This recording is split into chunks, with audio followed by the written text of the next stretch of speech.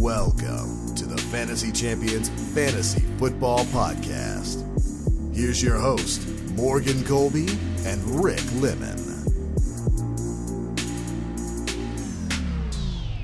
What's cracking, Fantasy Champs? Another wonderful week of football. Monday Night Football has not happened for us. We always like to say that as a precursor. What's poppin', Rick? What's going on? There's a couple of things happened to me this week in fantasy football. There was a league that I was in, normal PPR, 2-quarterback league. You know, I would say 9 spots to start, maybe 10.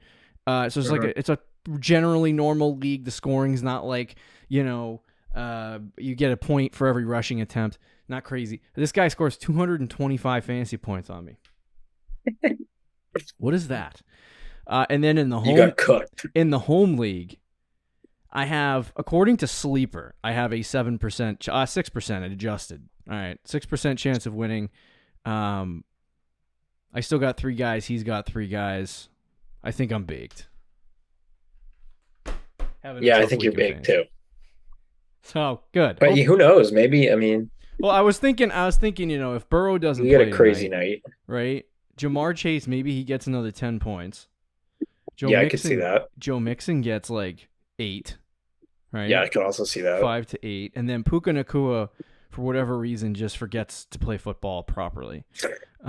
He's probably a lock for which is crazy because of those 3 players. It's weird to say, but he's probably a lock to do the best. If all 3 of those guys only score 20, he's at 125, and then I just need 65 to 67 for Matt Stafford, Devonta Smith, and Kyron Williams. Yeah, we'll see how that one plays out. That would be luck, is what that would be. Last week, Nick Chubb got hurt, which that's bad, but I benefited from it. So these Monday night games are helping me out, I guess. Probably not this week.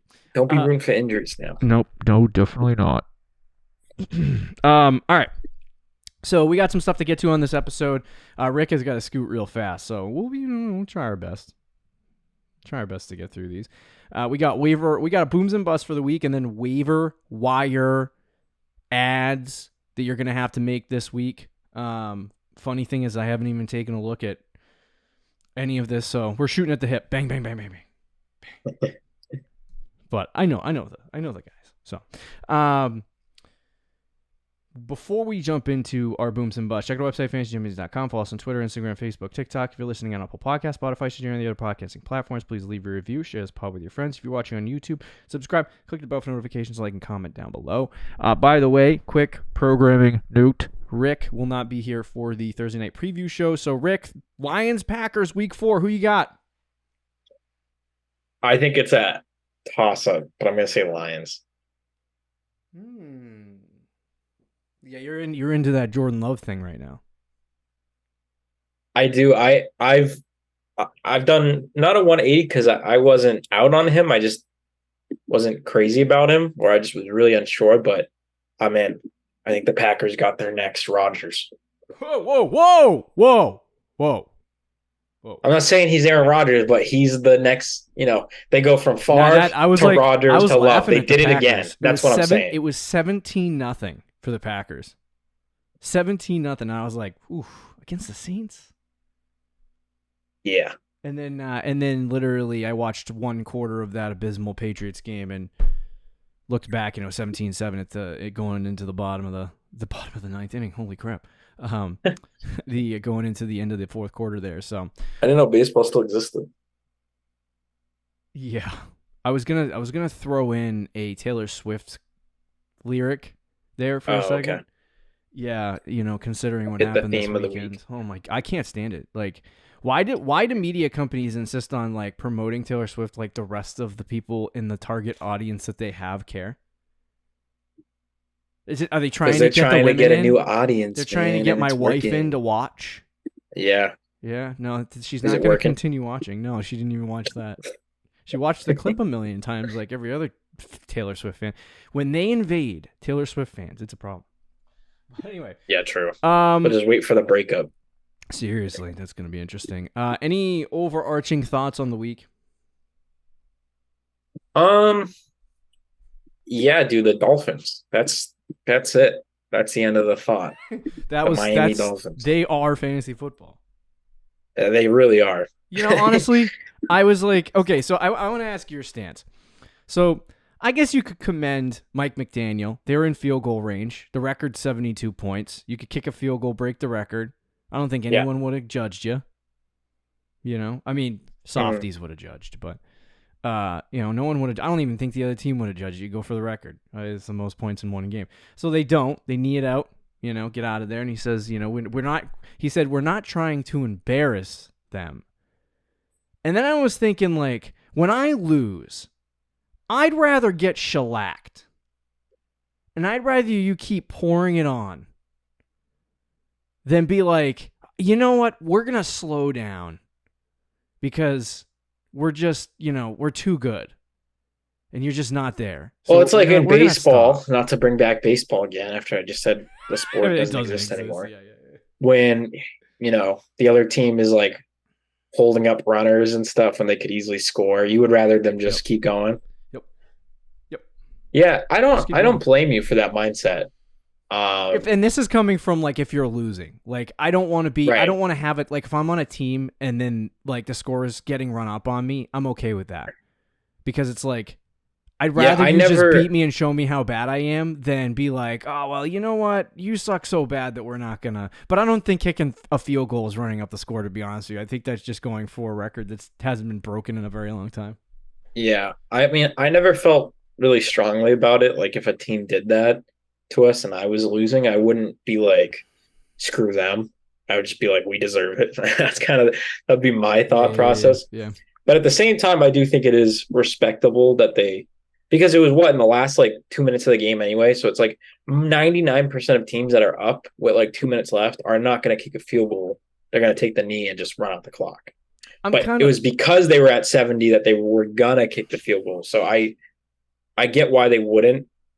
And I do kind of respect them for it. But if they did, I don't think anyone, there would be plenty, especially old heads, who would complain about it, but I wouldn't fault them. You're running up the score. You shouldn't do that. It's disrespectful. Yeah. I wouldn't have cared. Yeah, but that's just me.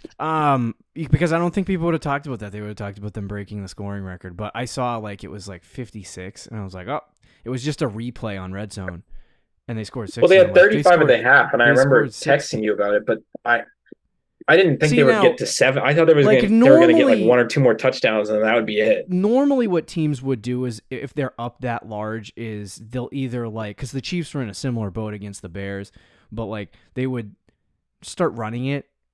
And well, they did playing more concern. Yeah, and then it led to like 200 explosive plays. So it's just the Denver.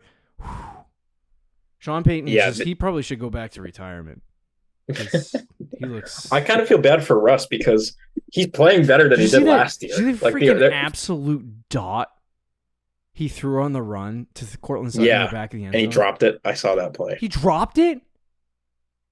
I thought he caught it. Oh, maybe it was a different play. There was a play in the red zone, and they were down by like 2 touchdowns. It was still early enough in the game where they could have came back. Oh, yeah, I know. Or 3 touchdowns. And then he was on the run, and he threw it to Sutton in the end zone and went right through his hands. And then there was another play where they got a touchdown to Judy, and then they called it back, and I was pissed because it was Jared Judy. For real. But he had like 300 yards. I mean, he didn't play great, but he wasn't like the problem. And last week was the same thing. Yeah. So I kind of feel bad for Russ, but I am taking a little bit of division rival, so I still don't like them. I love Mike McDaniel though. He really is one of the best offensive minds in the game. He might be the best. I said I was thinking the best, and then I watched the Chiefs, and like they scored what they did against the Bears, and the Bears suck, but like with nobody really. You know what I mean? Besides Travis Kelce, whereas they have all these weapons. You know what I mean for Miami. Yeah, so, and I think Kyle Shanahan still I'm still on the boat, and I'll let you know in a couple of weeks how I feel. But I'm still on the boat of like Tua. He gets the ball out fast, and he does what he needs to do, and he gets the ball to the. It's like Rajon Rondo in the Celtics prime days. You know what I mean? He got it to the superstars, and they made plays. And so Rondo would get all these like fake triple doubles where he'd score 10 points, get 10 assists, and get 10 rebounds. You know what I mean? Like not like real LeBron James triple doubles, but like these little fake ones. And he's just a really good passer. It's the same thing for Tua. Tua just throws these layups, and the guys make the plays. Now, there are some throws that he makes where you're like, wow, that's really good. All quarterbacks in the NFL, except Zach Wilson, make those throws. Even Zach does sometimes. Yeah, even he does sometimes. He'll throw 3 interceptions after it. Tua will make some of these really nice throws. So, like Mac Jones does the same thing. He makes some really nice throws sometimes. But I think what he does is he just puts his guys into a position to have success. I think what Mahomes is doing through 3 weeks with the Chiefs is way more impressive than what Tua is doing with the Dolphins, because Tua, it's all of his weapons running around like loony bins. You know what I mean? Yeah, I don't disagree with that. I will say though, like, I think he's one of the most overrated quarterbacks in football. Is my real point. Now, fantasy football, I don't know, man. He's top 5 at this point. Yeah, he's Joe Burrow this year because Burrow decided not to show up. I don't necessarily disagree with you, and I know what you're saying, because especially this week, like, he was not. There was a couple really good throws, but like a lot of it was like, just get it to the guy, and let them make a play. Yep. But he had, like, the first 2 years, people were calling him such a bad quarterback, and like he's not. He's not, like, and he's very accurate. He's very accurate. I think he's improved a lot over the last couple of years too, and without ignoring like the coaching and the weapons around him, like his pocket presence, his confidence. Like, there's a lot of things that he's gotten a lot better at. And this week he didn't even have Waddle, so I mean it was Tyreek Hill when you're throwing the ball, and then and Chosen Anderson and like Braxton. Like, it wasn't like he had all of his weapons this week anyway, and he still. I mean, he could have thrown like 7 touchdowns in that game if he played the whole game. But my thing is that this is the last point on this game. But my thing with the Denver Broncos and the Miami Dolphins more specifically is like, or specifically with Denver, is like when you drop 70. That's partially you being good, but that's also partially the other team. Oh, well, obviously 70, like, yeah, like there's a give and a take there. Like 35 before the half is you being really good. After that, it's just Denver being like, oh, frick, I don't want to be here no more. Right. Like, they kind of gave up, and Miami's like, we'll keep scoring touchdowns. Right. Mike McDaniel has a fantasy team. I know it. But I mean, it wasn't even like Mike White was throwing touchdowns. Yeah, no, it's just so true. How many touchdowns do they have total? Like 10? They had 10. Yep. Unbelievable. So, anyway. Oh, and Devin Achane, we will talk about him, but he had like a 50-yard run in the first half for a touchdown that got called back. So he would have had a 5-touchdown game. Oh, God. Were you watching that game more than the Pats? No, I wasn't. Okay, I got to go back and watch because I really want to know. If you guys know, put it in the comments. I want to know what the snap percentages. I'm not just saying this because he's on. Oh, he looks like I know what you're talking about. He looks like Chris Johnson.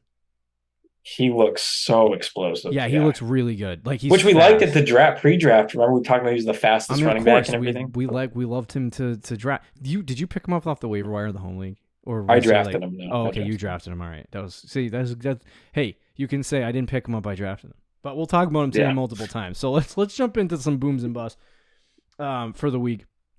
At the quarterback, and we'll start with the quarterback position. At the quarterback position, we have Justin Herbert. Top 3 guys. Justin Herbert dropping 29. 29. Was it 29? 29.3. Yeah. On mine, I see, and I'm not even. Wait, am I not league? I'm on Fantasy Pros. Maybe it was 29. Yeah, I'm on Fantasy Pros. Tua had 28.4, so he is currently, if we want to total this up, he is currently the QB3 on the season through 3 weeks. And then Lamar Jackson had 28. He had a sick rushing touchdown in that game. So still lost. And then you know, the best 0-3 team in football, the Minnesota Vikings, Kirk Cousins at 26. The QB1 in fantasy through 3 weeks. Yeah. Kirk Cousins. Hold on a second. I just want to, for a second, just put up the, like, Kirk Cousins QB1, pocket passer. Justin Herbert QB2, pocket passer. Jordan Love QB3. Jordan Love QB4, Tua. Pocket passer. Tua Tagovailoa, pocket passer. Patrick Mahomes, kind of mobile, pocket passer. Mostly pocket passer. And then fair. Lamar. So what are we doing out here? Mac Jones is QB11. Keep an eye out. Anyway, Daniel Jones gets 5 points this week, so he was by far the most disappointing bust. Yeah. He's going to be a streaming option against good matchups. I don't know who he plays this week, but he will be a streaming option. Did you see how the Bills massacred my boy Sam Howell? Yeah, they cut him in half. I wish they just took him out of the game. They just left him in and he kept throwing interceptions. Fake, I was like, oh, this is a Zach Wilson game. Fake. Everyone was like, oh, Washington, look out. Their defense is really good. Oh, they were so overrated. I watched a betting show. You know who had more fantasy points than Sam Howell? What is it? Do you know who had more fantasy points than Sam Howell? Zach Wilson. Yes, sir. Yeah, I mean, ignoring that, though, because that doesn't fit my narrative as much. But the Commanders this week, there was people picking them against the spread because it was like 7 points versus the Bills. And I was like, what are we doing? They beat the Cardinals and the Broncos. Like, they're not that good. They're not a real football. They're like a 6-7 win team, but they're not the Bills. Like, let's stop. I wish the Pats got a soft schedule. Yeah, they do. Anyway. Fields had 11 this week, so I would say he's probably the second biggest bust for people who started quarterbacks. Are you on the he's dead train now with me? I'm not. Really? And the reason why is because I unintelligently watched him last year for a long time. And he looked like this through like 5-6 weeks of the regular season last year. Yeah, but that was in year 2. Yeah, no, right? That was in year 2. Well, see, you would think something. How can something click and then get does Trevor taken Lawrence away? look any different year 2 to 3? No. So I give it time. That's my thing. Is like if it's week 7 and he's like, don't keep starting him if he's getting 11 points. Like I'll stream. Right. Like right now, if you're a Justin Fields owner, stream him. Like if he's against a good matchup, play him. If he's not, sit him. So and this go week get against Denver is like the best matchup possible. But after dropping 70, if Justin Fields starts putting up 25, 30-point games, I think it's going to flip a switch and things will start coming through. That's what happened last year. So for him, it's mostly the rushing. Like all of his game is rushing. You're not going to get this prolific passing attack that's going to look really good. It's just going to be him going, all right, you know what? I have to make plays, and he's going to make plays rushing. So I just hold out a little bit on Fields. Like you can't continue blindly starting him, obviously, but I'm not giving up yet. Like you don't need to drop him. Just wait for something better to happen. Okay.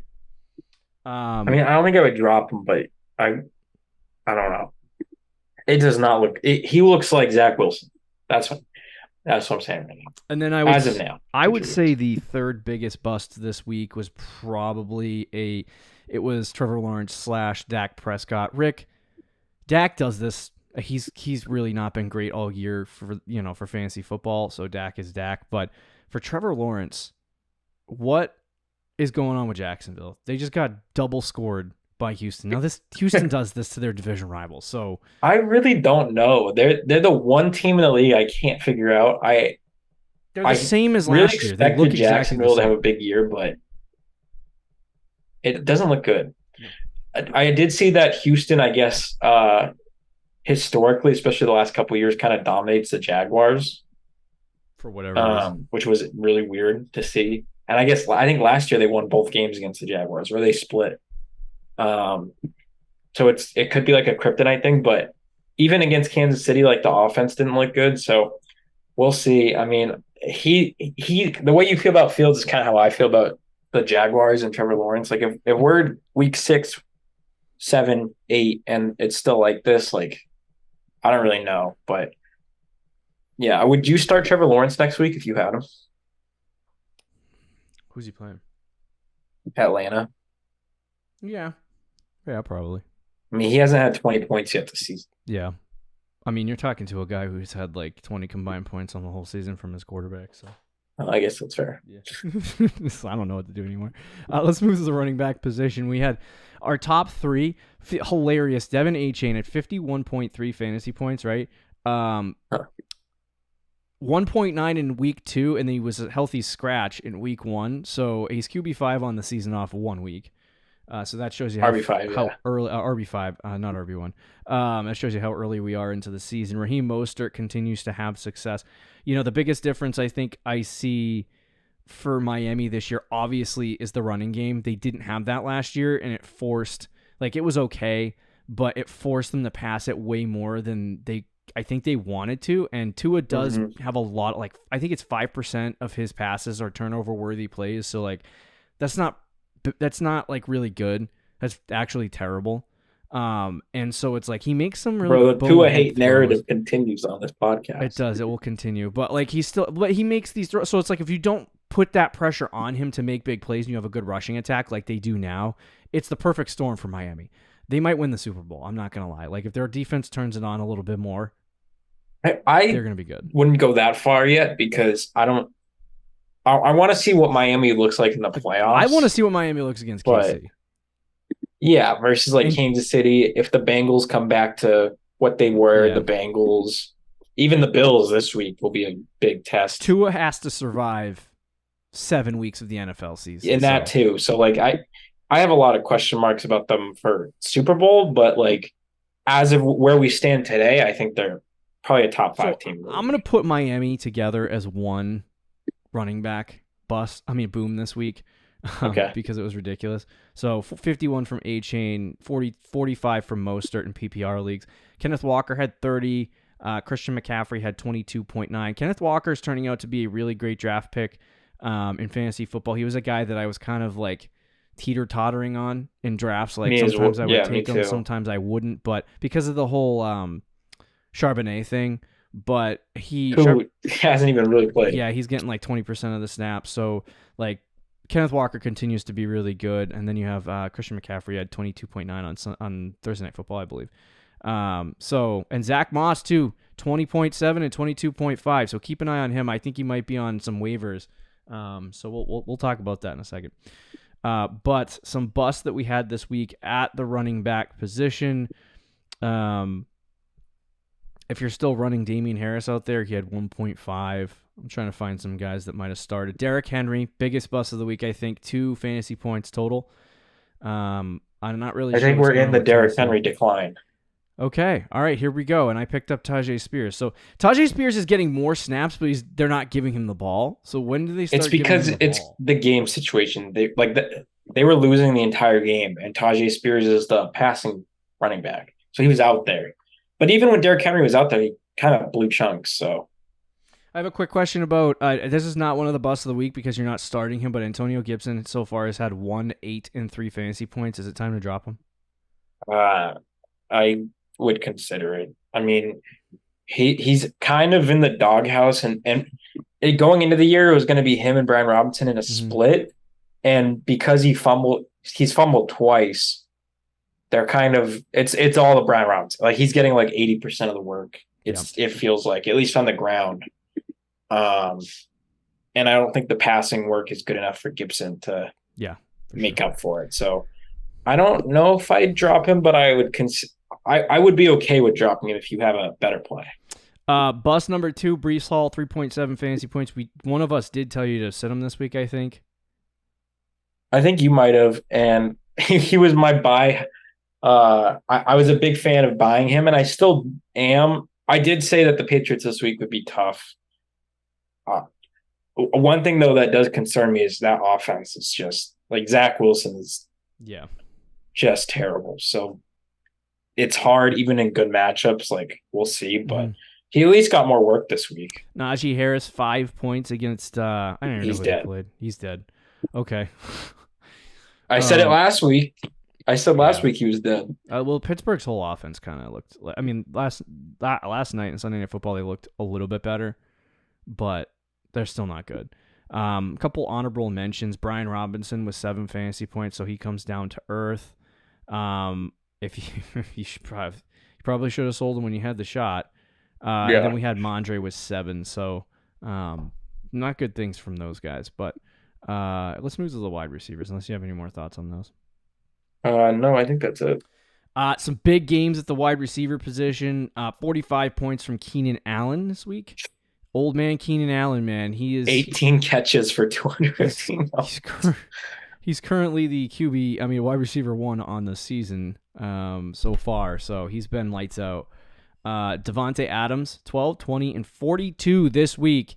The old men wide receiver is the theme of the week. Yeah, so and then you have Adam Thielen at 31 fantasy points. He had garbage time touchdown that got him up into the 30s. So I would imagine we're going to see Adam Thielen maybe on the waiver wire. Possibly. I don't know. Maybe. How many? So those are some big performers this week. Some guys that maybe didn't do too well, some busts at the wide receiver position. Kadarius Toney continues to be butthole. He's droppable. Yeah, he's droppable at this point. I'm trying to find a start. Same with Juju. Listed. Oh, whoa. I agree. What about Bateman? I don't know. I'm starting to fade on him a little bit. I don't know what Baltimore's trying to do offensively. I was expecting this would be his week with Odell out. And he had 3 targets. Let me ask you, Rick, what about Jahan? I'm out on Jahan. I guess you could say Nico Collins was our first bust. He's had 14-27 the first 2 weeks, so maybe some people were like, oh, I'm going to start him, and then he had 5 points in a big Houston game. So not great news, but I think he'll be fine. I think he'll bounce back. Maybe the expectations were a little high. One. Calvin Ridley, 7. I don't like that. Not good news. And then the final one. So I'm doing this live. Terry McLaurin. DeAndre Hopkins. I was gonna say DeAndre Hopkins, but he's kind of terrible, to be honest with you. Sorry, DeAndre. Should have come to New England. I told you he was on the decline. It's not him. It's the Titans. You just kill wide receivers. I was gonna say Terry McLaurin had 10. And CeeDee Lamb also had 10. So I mean, Garrett Wilson too. And Garrett Wilson, I just totally missed that one. Garrett Wilson, man, he is. I mean, the Patriots always do bad things to Zach Wilson, but not good things from Garrett Wilson. We said this, he was on our sell high, or sells of the week. If Garrett Wilson doesn't make an insane play, he's just not going to get a big week. And that's how it's going to be all season. So hope you sold him. Yeah, for sure. Let's move to tight ends really quickly. 22 for Sam Laporta. So he's starting to come on the scene a little bit. He's starting to look like rookie tight ends, huh? We'll see. We'll see if it continues. But Hawk did before they traded him. So he just got a cheaper Hawk. Travis Kelce, 19.9 points for Taylor Swift, and then 16 fantasy points for George. I told you Kittle would bounce back. Yeah. After 4 and 6, Hey, that's what Kittle does, dude. He gets 4, 6, then he gets 16 and 20, and then he'll get 4 and 6 games. All right, and then So I was probably the only one in the New England area who knew exactly who Pharaoh Brown was on that touchdown catch. Yeah, I was like, who? I mean, I knew him, but I didn't think he would play. Signed him like a week before. He was on the practice squad, wasn't he? Yeah, he was on the practice squad, and then they called him up week 1. He's been active pretty much every week. So yes. Anyway, so those are your booms and busts. Very interesting week, high scoring. Usually, we didn't even talk about the busts. Sorry, forgive me. Your boy Hunter Henry, I think, is where you were trying to go with that. Oh. Who's my set of the week at tight end? I should have. It was a good matchup, though. It was because of the rain, bro. Was it a good matchup? Yes. The defenses who are really good on the perimeter and locking down the outside usually get beat by tight ends. I don't know why it's the case, but it happens every year. These star defenses always give up a lot of tight end fantasy points because they don't know it's the only place for quarterbacks to throw. Even so, we knew it was going to be a very low score game. Whoa, sleeper. Whoa. My phone started talking to me. Continue. Go ahead. I was just going to say we knew it was going to be a really low scoring game with not a lot of touchdowns, and Hunter Henry's kind of touchdown dependent, so. Lots of tight end scoring. I mean, he hasn't been the first 2 weeks, but yeah, I think going forward he's going to be. Hunter Henry with 3. Njoku is one of the surprises first 3 weeks of the season. He's been terrible, but bust number 2 would probably be Darren Waller with 5. He had a disappointment. San Francisco, I wasn't expecting anything from the Giants. And then Mark Andrews with a whole 7.5 fantasy points. That sucked. Yeah, sucked for you. All right, let's talk about some waiver wire ads this week. Rick, at any moment you can kind of bounce off if you need Okay, to. yeah. I just saw the time. Yeah. If you I want to at least stay for my boy A-Chain. Okay, all right. Rick is gonna hop off because he has somewhere to be. And yeah. So anyway, quarterback position we have. I personally, I don't know what Kenny Pickett did last night for fantasy points. I can But tell you. Stroud for 2 weeks in a row. For 2 weeks in a row here, Yeah. CJ Stroud has been very good. And he's starting to put together some good weeks. He had 22 fantasy points this week. He had 23 the week before. Now, those are against easier matchups. Against Baltimore, he only had 10, which is, not typically a tougher matchup. They don't really have a great secondary, but, but we'll see what he does this week against Pittsburgh, who does kind of have a slightly better secondary. So he's a guy that you could probably take a look at on the waiver wire. I wouldn't dump a lot if you're going to, pick him up, but somebody's going to do that. And then I was going to give you Pickett 20 fantasy points. So, oh, well, see, these numbers are faulty. Yeah, it was 18 because unless you play in a 5 or 6 point touchdown league, but in a 4 point touchdown league, you get 18. Yeah, I mean, Pickett to me he's streamable. Both these guys are streamable. I'd rather pick up Stroud though.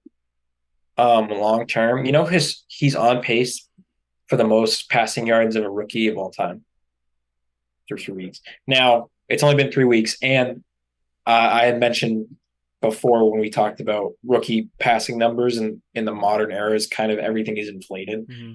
But he's still having a really, really good start to his career. Yeah. So I would pick him up and stash him. And then this week, Pickett's a good stream against Houston. Fair enough. Is there anyone else at the wide receiver position that you're itching to talk about streaming for quarterback? Yeah, for quarterback or wide receiver. Quarterback. No, not really. Yeah. Okay. Yeah, Stroud probably be my pickup of the week at the quarterback position. Running back, we have a few guys. So this is, I just want to advise you now. Jerome Ford had a good fantasy week. He did. I think he didn't really do too well on the ground though. He sucked. Yep. So 1.8 yards per carry. I don't know where things are going to go with him in terms of that. Was also really, to be fair, the Titans are the number one rush defense, I think, so far this season. So it wasn't an easy matchup. That could be the case, but either way, this particular reason what happened in this game with Miami is the very reason why you want to save. Yes, dump your waiver budget for the first 3-4 weeks of the season. I've always talked about that, but you don't dump all your waiver budget for one guy. And now there's a team in my league, in the home league, who needs a running back and still wants running backs, and he can only put a $2 waiver claim on this guy. Yep. So very bad thing, but Devin A-Chain is the number one I think he's the number one ad this week. Do everything you can to acquire this player. I say this, I don't know if he's going to be good next week. I totally have a feeling that he's going to get 5 points and completely disappoint everyone. Probably. But he has such massive upside in fantasy football this year and moving in, into the future that you have to get him. Do anything you can to get Devin A-Chain. Yeah, I mean, in the league that you were talking about, he is already on my team, so I drafted him. Yeah, you don't have to worry about that.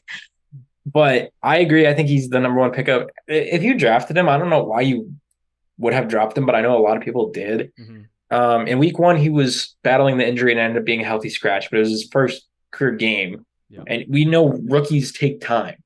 Week 2, they finally got him going a little bit, got him to play, but he only had 2 touches.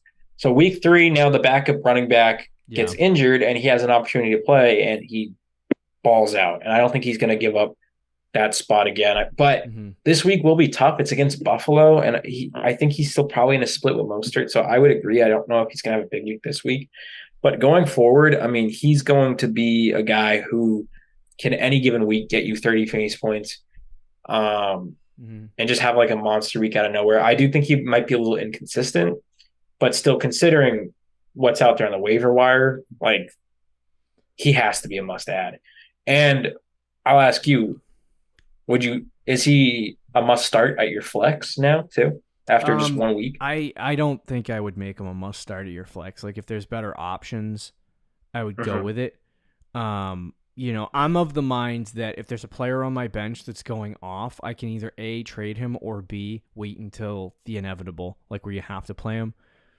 I Yeah. don't know that going off of 50 points for 1 week is, especially when like everyone's like, "Oh, Mostert lost his job," and I'm like, "Did you see Mostert play though? Like, Yeah, no Mostert one's was going off too there. no That's one's the other part. losing their job." I think they'll probably be in a split. Yeah. So, and on a normal week against a good defense, like it's gonna be good and bad. So I would Right. say, I mean, A-Chain will be fine on the season. I think he's too talented not to be on the field for them. And Hmm. knowing Raheem Mostert, and you also still have Jeff Wilson on IR.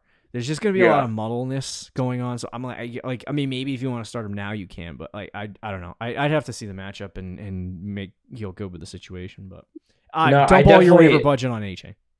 I don't disagree. I think I'd be a little nervous to make him a must start, but Yeah. at the same time, like if you if you need somebody and he's on your team now, like Mm-hmm. I wouldn't feel awful about it either. No, for sure.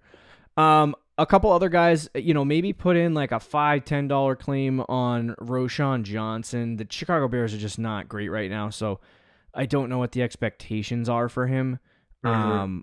But Roshan is Roshan, so and Khalil Herbert has sucked. So when things flip around, if the Bears start getting better offensively, you're going to see Roshan kind of take a step forward and get more opportunity, which could be beneficial. So. And if you have him, hold him. Don't just drop him unless you were trying to get Devin A-Chain, obviously. Um, one other guy that I would add, I don't know, Rick, you can kind of list off some guys that you might want, but it's Tajay Spears, knowing what's going on with Derrick Henry, where he had 2 points this week. He kind of looks like he's declining a little bit, not based off 1 week, but just watching him the whole season. Like he doesn't look like the same player that you've had in the past. He looks like he looks like a slightly more gassed up Zeke. So Yeah. that's very bad news for fantasy man. Now that I said that, he's going to get like 50 fantasy points next week. But Tajay Spears is a good guy to have, especially if things start to fall apart more for Derrick Henry. You want to make sure you have Spears. So he went from if you have Derrick Henry, use get him as a handcuff. Now I'm saying go pick him up in case something happens to Derrick Henry.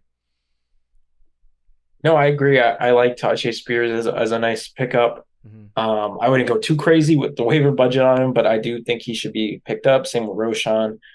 And then one other guy I'll throw on here that he's probably not available in your league, but if he is, you should pick up Zach Moss as well. He's Oh yeah, for sure. clearly the guy there with the Colts until Mm-hmm. further notice. They cut Deion Jackson, and then their other rookie undrafted running back, he's out for the season. So Zach Moss is a full workhorse right now with the Colts. So I would pick him up. He's playing well. Um, unless he's already gone in your league, then you should have listened to us last week. For sure. Um, I think on that note, I do have to get going, okay. but you can finish it off with the receivers and tight ends. All right, fella.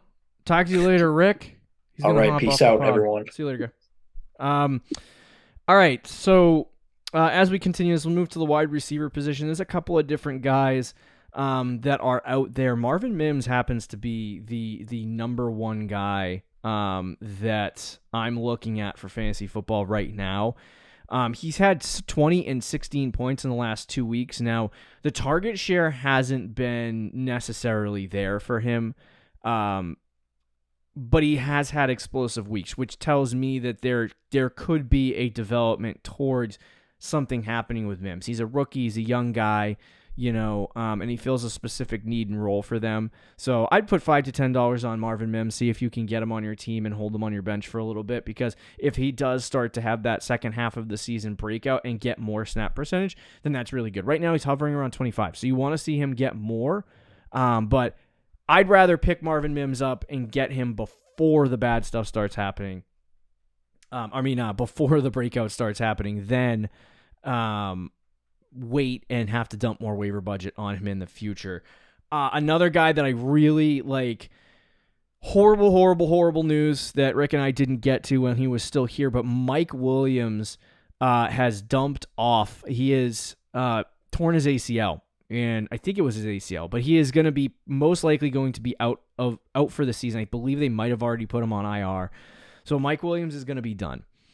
With that being said, the Chargers drafted this new young wide receiver named Quentin Johnston. If you haven't heard of him before and you're just jumping into fantasy now, if you have, you know what I'm talking about. Quentin Johnston, though, is a dude that you should be picking up this week, 1,000%. And the reason why is because, A, he's a rookie. B, they brought him in, like, he kind of has always played the possession catch role. You know, they call him a body catcher, all of that stuff, but he has the skills to make like plays with his hands, and he's kind of the same size and weight as Mike Williams. So I would say the replacement for Mike Williams is going to be Quentin Johnston. Quentin Johnston should see more opportunity as weeks go along, and you should see a little bit more of an upside for him, and his snap percentages should increase. So he's one of the guys I would add as well in the absence of Mike Williams. I would actually make him more of a priority this week if he's on your waiver than anything else, and I'd try to get him. So maybe $10 to $15 of waiver budget for Quentin Johnston. Tank Dell, another interesting guy.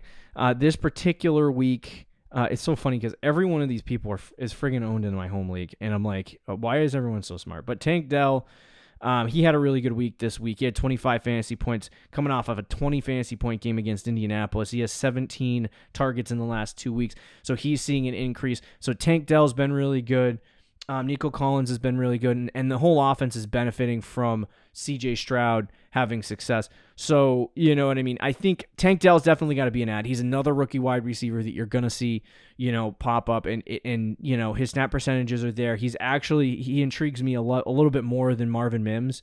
So if this guy's available on your waiver wire, I would do the similar amount as you would for Quentin Johnston. If I had to choose a guy, I'd probably choose right now Tank Dell over Quentin Johnston. So if they're both available, go after Tank first and then Quentin Johnston second. But I think Tank's got some upside there for Houston. The only issue that I see with him is that he's going to blow with the breeze of how well his rookie quarterback is playing. So, Stroud's playing well right now, but there's going to be weeks where he doesn't play well. He's going to play tough defenses. He's going to see confusing fronts, and he's probably not going to have great weeks. So if, it's going to be a roller coaster, and Tank is going to be on that roller coaster, so he might not have these big weeks. But Tank Dell definitely is one of those guys that I would add. I'd stay away from Adam Thielen. He had one big explosive week this week, but he is older, and there's a lot of injuries involved. If you want to add him as like an immediate play right now, I would, but the guy that I would maybe think about, I wouldn't add Jonathan Mingo. Is he still healthy? That's the real question. Jonathan Mingo. He's another rookie. He was a guy that I was kind of looking at in drafts to have as upside. He was out for this game. He's going through concussion protocol, so I don't know if he's going to play against Minnesota this week, but he hasn't really gotten a whole ton of. He's gotten a 98 and 87% of the snaps. He had 5 targets, 8 targets, and 6 targets so far in the season. So I think some point in the season, the target share will flip from from Adam Thielen to Jonathan Mingo. So I would add him over Adam Thielen, but just keep an eye on the Adam Thielen situation because the old men wide receivers are showing out early in the season. But yeah, and then some deeper guys if you want. Romeo Doubs has kind of been out there, and Jaden Reed for Green Bay. I'd probably take Jaden Reed over Romeo Doubs, but that's interesting. So if you have any questions specifically about the wide receivers, just leave them in the comments, and I'll try to get to them. But let's move to the tight ends. If Sam Laporta is available, which I highly doubt he's available, Laporta, I would add him. He's got to be the number one ad because I think he has the most upside right now. I don't know his percentage of roster. I don't know how many people roster him. Right now he is 73% rostered. So probably not available, but check your waiver wire, see if Sam Laporta is available. The tight end position is a really tough one on a week-to-week basis. Don't pick up Pharaoh Brown. That's a bad idea. Tight end for the for the Green Bay Packers, Luke Musgrave. Also available on waiver wire. He had 8 targets this week. I don't know if things are going to continue to move forward, but he does have a little bit of an easier schedule here. So maybe keep an eye on him. I don't like rookie tight ends. I don't think that there's upside for them generally in fantasy football, but there's not a lot of guys available out there on the waiver wire. And if you're talking about streaming guys, Luke Musgrave, I would say is one of those dudes. You get a touchdown out of him. Things are going in a positive direction. Jake Ferguson, not a streaming option this week against New England. Most guys have tough times against New England.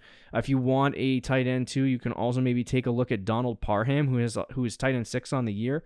Maybe add him. That could be an interesting sign, but stay away from Pharaoh Brown. If you have any questions about the tight end position, leave them in the comments.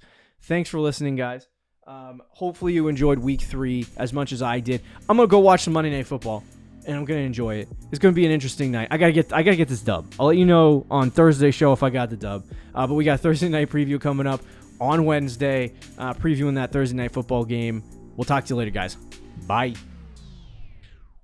Thank you for listening to the Fantasy Champions Podcast. Make sure you subscribe on iTunes and YouTube, and follow us on Twitter @TheFFChamps.